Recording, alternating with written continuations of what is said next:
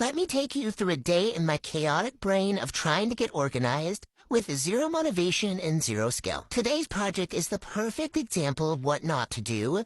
This closet has been haunting me. It's supposed to be our linen closet slash supply closet. It's underneath the stairs, so it's really awkward. Honestly, I started this project with no vision or plan, which I don't recommend, because then you just create bigger chaos in your life.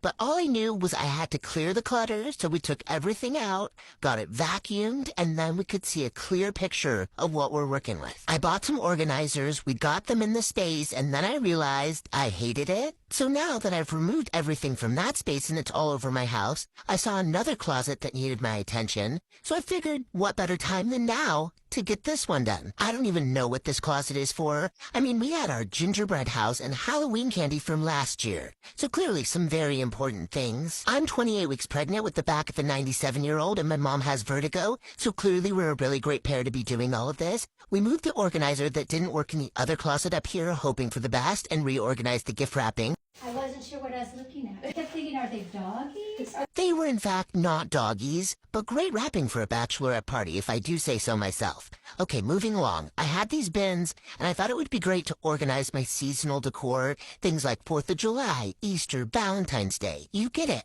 And this was the part of the project I felt pretty good about. Everything was coming together, or so I thought, until we realized, you know what, we probably should have measured to make sure our organizers fit in here. Guess what? They didn't, which really hurt my perfectionist heart. So now I have 2 unfinished closets. So now my house is worse off than when it started because shit is everywhere. So the moral of the story, just don't try.